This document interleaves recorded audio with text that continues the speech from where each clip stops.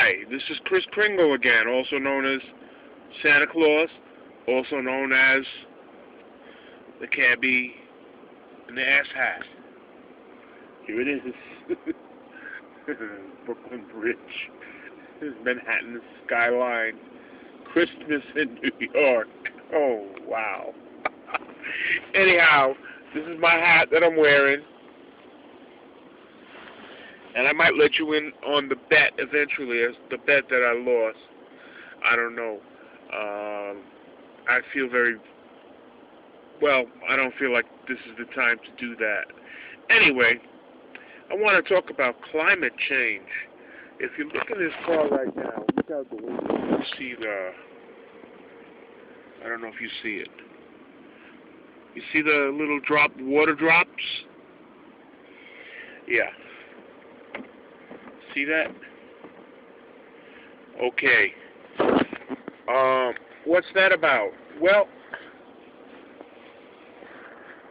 yesterday, that was Christmas. This is the day after, well, it's really 2 days after Christmas, because we're pushing 2 a.m. on Thursday morning. But in my mind, it's Wednesday night. You gotta understand that. So, that makes Christmas yesterday to me, even though it's 2 days ago. Okay, let's not digress, Eugene. Let's get to the point, Eugene. The point is about weather. Okay, I was on the bus, the Bronx 15 bus, heading down 125th Street, and I was thinking about weather, because there was some snow coming down, and I realized, you know something?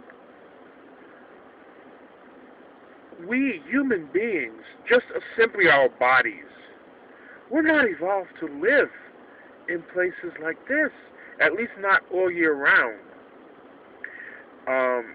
Our natural habitat would have to be a place that's relatively warm most of the time. And yet, most human beings, I think, now live in places that get cold. And they get wet, nasty wet and cold. In the world, I'm talking about, over the whole world. So, what's the point, Eugene? What's the point? Okay, so then we had Superstorm Sandy, and that son of that Lollapalooza, that thing, man.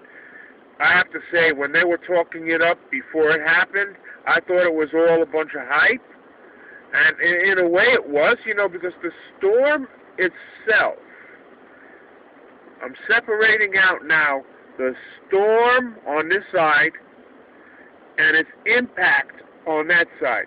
The storm itself wasn't all that much of a historical storm.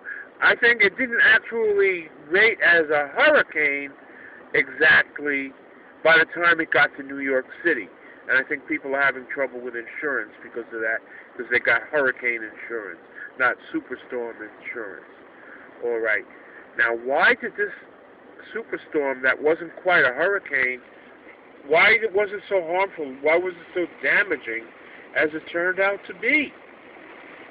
Well, because it hit, number one, it combined with some other storm that was coming out of Canada that was cold. And for whatever reasons that I'm not a weather scientist, climatologist, I'm not one of them. So I don't know why it worked out that way, but it made the storm kind of like hang around in the same place for a long time. But the main thing that it did, that reason why it did the harm that it did, was that it came in exactly at high tide, full moon. And the main harm that it did wasn't the rain and the wind. I mean, they were there and they did some damage, those things, the rain and the wind. But the main harm that it did was the ocean, and in this case, the Hudson River and New York Harbor, taking back the land that once was part of them. And because it came on top of all this, so you had water where, underwater, where it's usually land. And a lot of that land, most of it, at least in the part of Manhattan, is landfill, not the original rock of Manhattan Island. Okay, so the water come rushing into the Brooklyn Battery Tunnel, into the Queens Midtown Tunnel, into the subway tunnels, wreck the Hoboken the path trains between New York City and the urban areas of northern New Jersey, and made a mess. The ocean, the Hudson River, and the New York Harbor did that.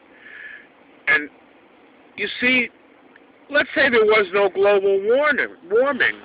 Well, that could have happened anyhow. And I'm going to get to a serious point here, because I'm not going to argue about global warming, and I'm not going to argue about whether there is global warming or not, and I'm not going to even argue about, well, if I'm not going to argue about whether it even exists, I'm not going to argue about who caused it, that human beings caused it or not. Because, let me tell you something.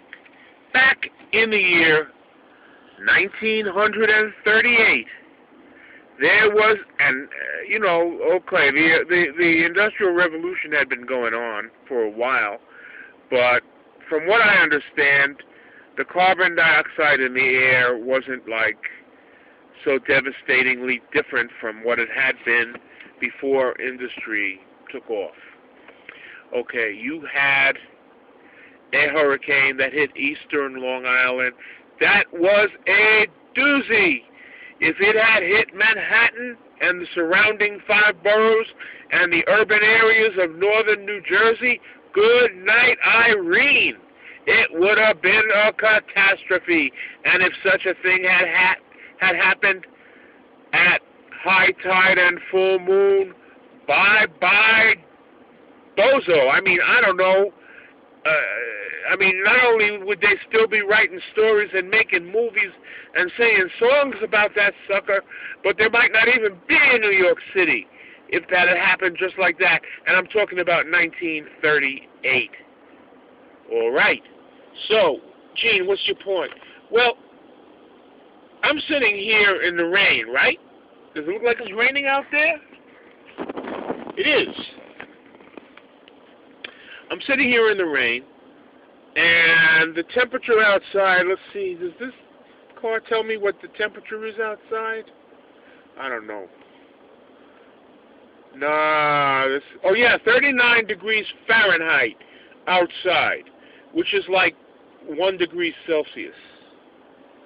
Okay, so it's chilly out there, man, and yet here I am sitting in this box that's, a lot of it is made of plastic and glass and some different kinds of metallic compounds, and I'm warm as toast, and I'm dry.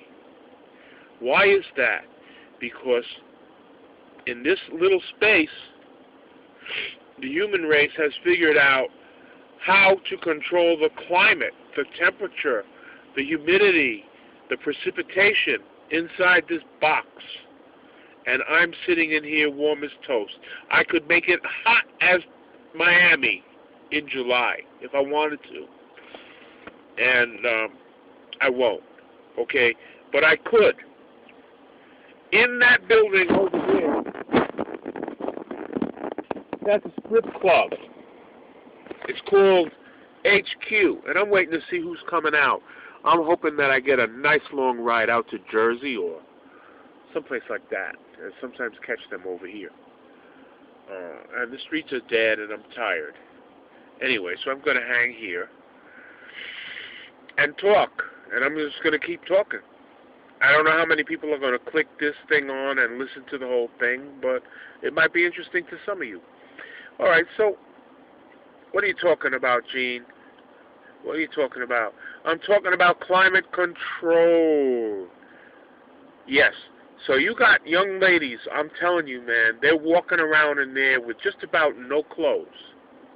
I've been told this, okay? I've never been inside there. But I've been told you got young ladies prancing around in there as I speak, wearing virtually no clothes. Are they cold? I'll bet they're not. They're not wet, not from rain. They might be perspiring. In fact, they may be hot. And I mean hot in more ways than punsters would make. Control a lot of places where I sleep at night up on this hill in Harlem. It could be 0 degrees outside, 0 Fahrenheit, which would be minus umpty dump, minus 12 or something Celsius. And it'd be, I was rudely interrupted by my email, and it threw this one, I don't understand how to control this. There probably is an easy way to deal with it, but it kind of like shuts down the camera, but I didn't lose the video that I made so far. Anyway, why should we not control and wider zones control climate? Not just inside buildings, inside Yankee Stadium at night. Don't they put the Superdome or something? They put a glass thing over it or plastic or whatever, and it could be raining out there, and they're playing football or baseball, and the weather is right, the temperature is optimal, no one is wet from the rain, and all that good stuff. That's a big space. And then why shouldn't... Oh, yeah, the Chinese, the Beijing Olympics, what did they do? They made sure that there was to be no rain on that parade. And they actually made sure that the rain that was waiting to happen in the neighborhood happened out in the burbs or in the rural parts a ways away from the city. So that, and they did some other stuff too. They did some amazing stuff, cleaning up the river or something. And you got to hand it to them. There's something about the way they do things. Now, I'm getting a little bit off the point, but not really. Because in spite of all bad stuff that goes on there, and in spite of the fact that they have billionaires and they have markets and all that, they still plan the main deal. They still plan. They decide they're going to get something done, and the resources are put in that direction, and off they go. No rain in Beijing. Boom, no rain in Beijing. Clean up this flipping river. Bang, the river is clean. You get the point what I'm saying? So why can't we control the climate of a whole city indefinitely? Keep the rain out indefinitely. And then why not keep the temperature modified? Why can't we do that? We already do it. If you've ever been in New York City and you see these steam vents, that's hot steam coming out of electric generating plants that is used to run elevators, to run heating systems and air conditioners in these big buildings that you see around Manhattan. So I don't care if there's climate change. I don't care if there's global warming. We should be very, very set on controlling our environment to the extent that it could be done. Pre-global warming, had this hurricane that hit Eastern Long Island in 1938, had it hit the Manhattan Island, and had it been at high tide, and had the full moon, forget this town. Forget this town. They'd be singing songs about there once was a place called New York. All right? So, and of course you had the Oklahoma Dust Bowl, where, there was like this intense, incredible drought that drove thousands of families off their lands, and they went in caravans out to California looking for work. And that's where you get Woody Guthrie songs and The Ghost of Tom Joad, Tom space Joad. You ought to look him up, because he's an interesting guy. All right? So that's it for tonight. It's been a long rant, And I might even break it up into pieces, or I might present it all at once and see how it flies.